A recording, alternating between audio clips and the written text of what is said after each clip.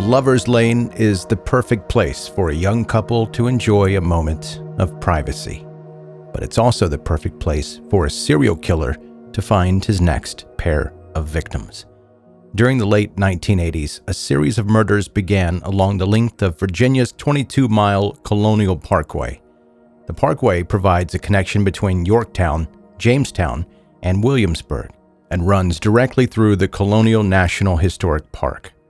While it's a scenic drive in many places, many sections of the road didn't have any lighting, and as soon as the sun set, these isolated dark corners became a popular place for young couples to park their cars and hook up.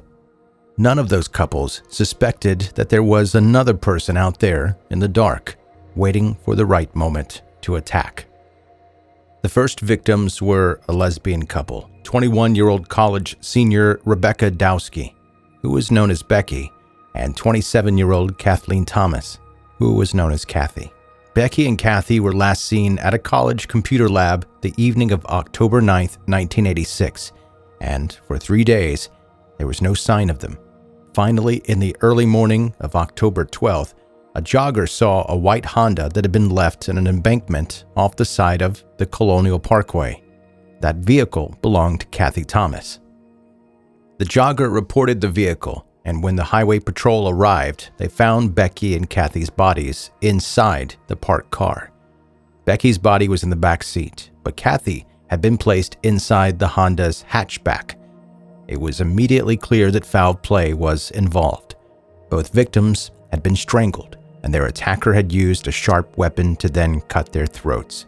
The neck wounds were so deep that they had both been almost completely decapitated. There were signs of rope burn marks around their wrists as well as their necks, showing that at some point they had been restrained. Cathy had clearly tried to fight off her killer and had ripped out some of their hair, which the autopsy found clenched between her fingers. While the cause of death was clear, the motive was another story. No valuables had been taken, so it definitely wasn't a robbery. In fact, both victims' wallets were easily accessible and had been left inside the Honda. Sexual assault also didn't appear to be the motive. There was no sign that either victim had been raped, and all of their clothes had been left on. Only a few weeks after the bodies were discovered, the media announced that the FBI's Behavioral Science Unit at Quantico were working to create a behavioral profile of the perpetrator. It was clear that investigators didn't believe the murder was an isolated case. They were dealing with a killer who may have killed before and was likely to kill again unless they were apprehended. Despite the construction of a behavioral profile and the FBI looking into the case, it went cold until 1988 when an abandoned truck was found.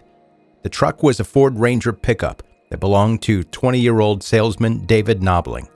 David had gone missing on the 19th of September 1988, along with 14-year-old Robin Edwards, who had been his passenger.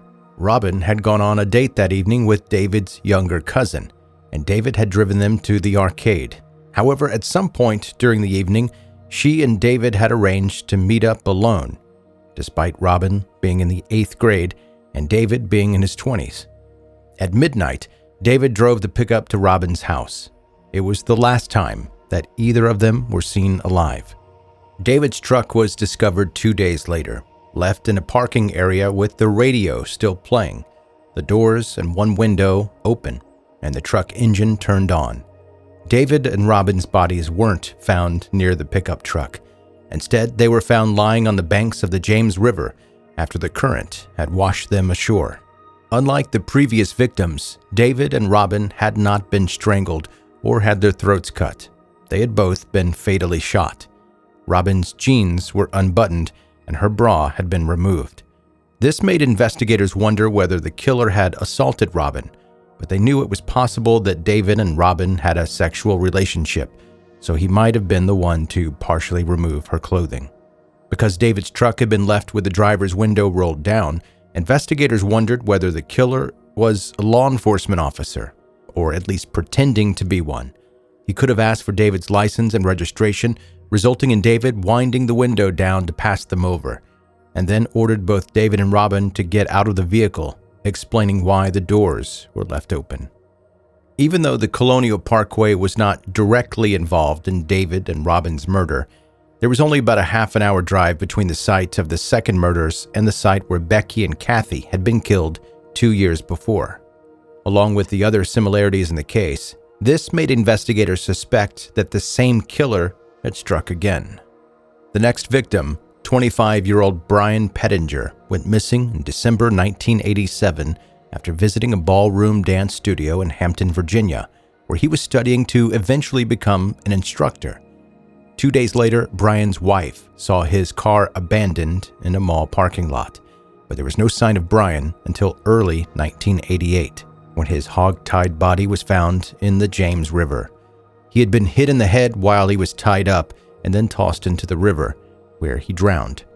Once again, the cause of death was different, but there were connections to the other murders. Brian had known Robin Edwards' mother, and his body had been found in the same river as Robin and David.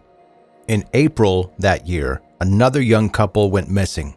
18-year-old Cassandra Haley and 20-year-old Richard Call were last seen attending a party, and then Richard's abandoned car was found with the keys still inside and several items of Richard and Cassandra's clothing in the back seat.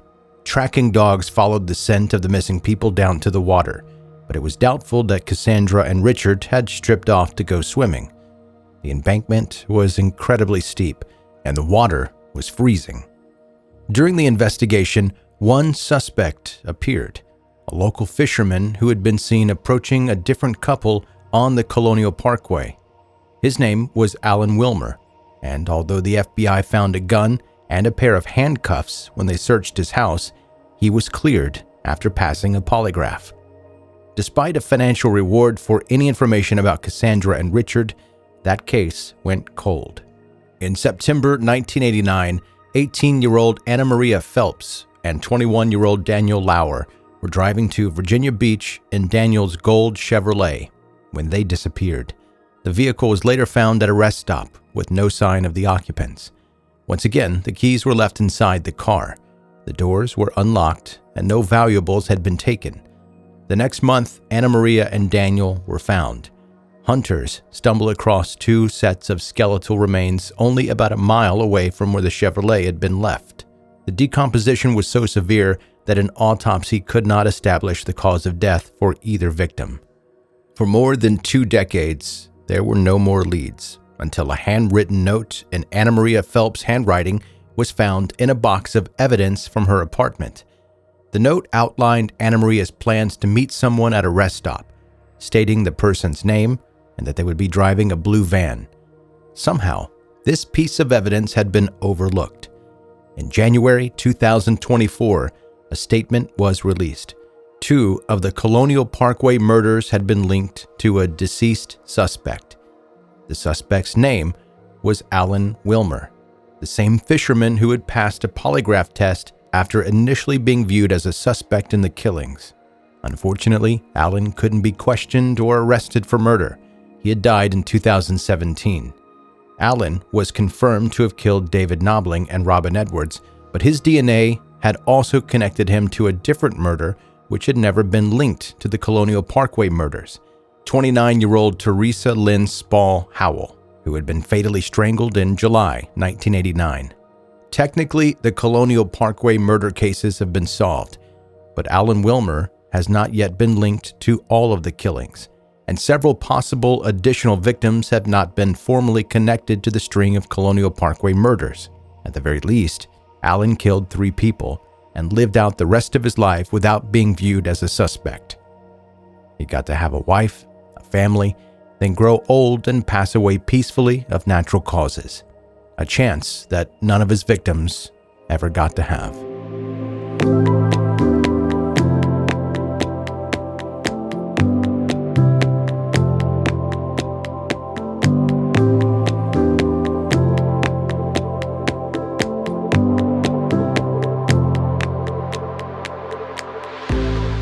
That is 10-Minute Murder for today. Brief and bingeable true crime. I'm Joe. That's my name. I am the host of this podcast, and thank you for taking the time to listen. If you are a new listener, subscribe. If you're not connected to 10 Minute Murder on social media, please do that.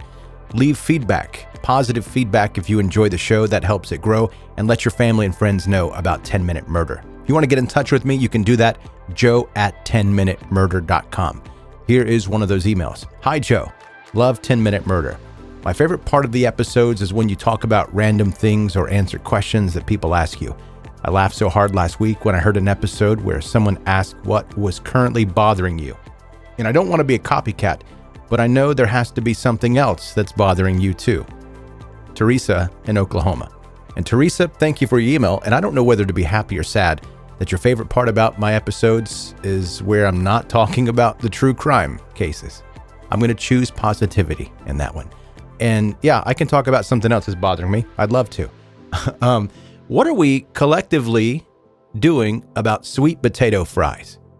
Nobody wants these things. They continue to make them. I don't know why they continue to just make regular French fries. We love regular French fries with regular potatoes.